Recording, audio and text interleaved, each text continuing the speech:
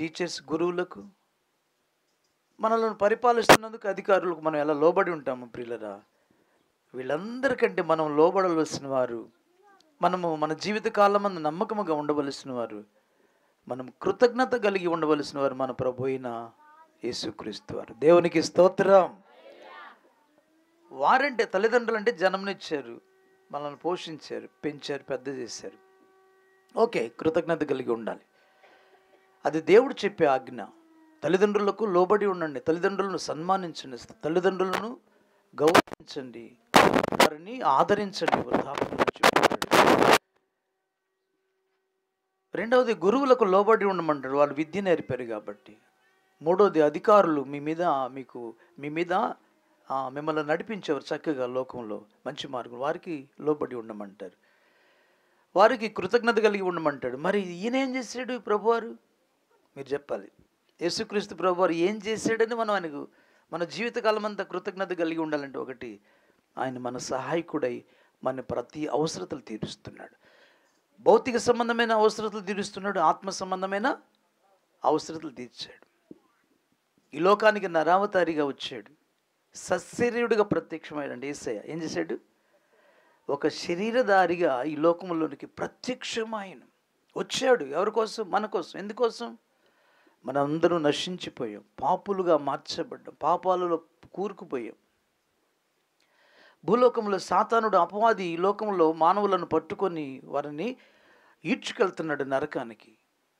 కాబట్టి వాళ్ళు రక్షణ పొందటానికి ఆయన ఈ లోకానికి సశరీరుడిగా ప్రత్యక్షమయ్యాడు, క్రీస్తుగా ఈ లోకానికి వచ్చాడు. సర్వమానవాళి కోసం ప్రాణం ఇచ్చి మనందరికీ రక్షణ ఇచ్చాడు. దేవునికి స్తోత్రం. పాపాల నుంచి విడుదల, వ్యాధుల నుంచి విడుదల, నరకం నుంచి విడుదల, మరణం నుంచి విడుదల, నిత్య అగ్నిగుండం నుంచి, నిత్య ఆరని అగ్నిగుండం నుంచి మానవులను విమోచించాడు. కాబట్టి మనం ఇవి ఆత్మ సంబంధమైన ఆశీర్వాదాలు. అలాగనే భౌతిక సంబంధమైన ఆశీర్వాదాలు, ఆహారం ఇస్తున్నాడు, అన్న వస్త్రాలు ఇస్తున్నాడు, ఆరోగ్యం ఇస్తున్నాడు, కృపాక్షేమాలు ఇస్తున్నాడు, దూతలను తోడుగా ఉంచుతున్నాడు, ఇండ్లు వాకిళ్ళు ఇస్తున్నాడు, పొలము పుట్ర ఇస్తున్నాడు, ఉద్యోగాలు ఇస్తున్నాడు, ఆదాయం ఇస్తున్నాడు కదా. ఐశ్వర్యం ఎవరు ఇస్తారంట? ఐశ్వర్యం ఇస్తారమ్మా. సామెతల గ్రంథం ఒక్క మాట చదువు ముగిస్తున్నాను. 3:10-22. సామెతల గ్రంథం 10:22. సామెతల గ్రంథం 10వ అధ్యాయం 22 వచనం. వాళ్ళు వెళ్ళిపోతున్నారు ఉద్యోగస్తులు, వాళ్ళు. ఆమె వెళ్తుందా? వస్తుందా? ఓకే. ఏంటమ్మా? యెహోవా ఆశీర్వాదము ఐశ్వర్యము ఇచ్చును. అయితే మన కష్టార్జితం వలన అది అధికము కాదంట. అంటే దేవుని కృప ద్వారానే మనకు ఆధిక్యత, ఐశ్వర్యం లభిస్తుందని దేవుని వాక్య భాగం. ప్రియులరా, ఎన్ని ఆశీర్వాదాలు! భౌతిక సంబంధమైన ఆకాశం చేత వర్షం ఇస్తూ, భూమి చేత ఫలాలు ఇస్తూ మనలందరినీ పోషిస్తున్న దేవుడు మన దేవుడు. అలానే కాకుండా ప్రియులరా, ప్రతి అవసరత తీరుస్తున్న దేవుడు, నమ్మదగిన దేవుడు ప్రభు అయిన యేసుక్రీస్తు వారు. కాబట్టి ప్రియులరా, దేవుని వాక్యం అంటుంది, సర్వమానవాళ్ళ యొక్క పాప విమోచన కోసం అంటాడు. ఒక భక్తుడు ఒక పాట రాశాడు. సర్వ పాప పరిహారో రక్త ప్రోక్షణమవశ్యకం తద్రక్తం పరమాత్మేన పుణ్యదాన బలియాగం సర్వజనుల రక్షణకై ఉర్వికి అరుదించి జన్మ కర్మ పాపములను త్రుంచగ నీవించి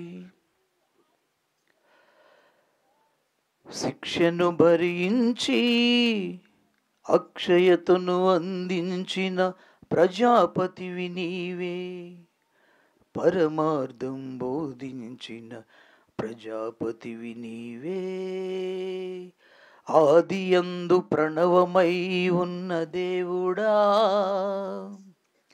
అనంత జీవకోటికి ప్రాణప్రదాత, ఓ సత్య స్వరూప, ఓ నిత్య నివాసి, స్వయంభవ పరాత్పర ప్రేమ స్వరూప. దేవునికి స్తోత్రం చెప్దాం. హల్లెలూయా.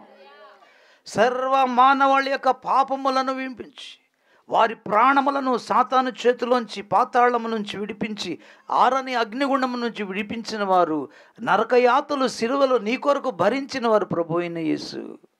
మంచి దేవుడు. నిన్నెవ్వరు విమోచించలేరు నరకము నుంచి, నిన్ను ఎవ్వరు విమోచించలేరు పాపముల నుంచి, నిన్ను ఎవ్వరు విమోచించలేకపోయారు. ఈ లోకములో భక్తులు అనబడిన వారు, దేవతలు, దేవుళ్ళు అనబడిన వారు ఎవ్వరు విమోచించలేకపోతే ఆయనే సశరీరుడుగా వచ్చి మానవులందరి విమోచన కోసం రక్తం చిందించాలంటే ప్రభువారు శరీరధారిగా వచ్చి తన ప్రాణమును రక్తమును మన కొరకు కార్చి, ప్రియులరా, మనలను సాతాను చేతిలోంచి కొన్నాడంట. దేవునికి స్తోత్రం. అలా కొని పరలోక రాజ్యానికి వారసులుగా చేసాడు మన ప్రభు అయిన యేసు. ఆయన నమ్ముకోండి, మీ జీవితకాలం అంతా మీకు మేలులు ఉంటాయి.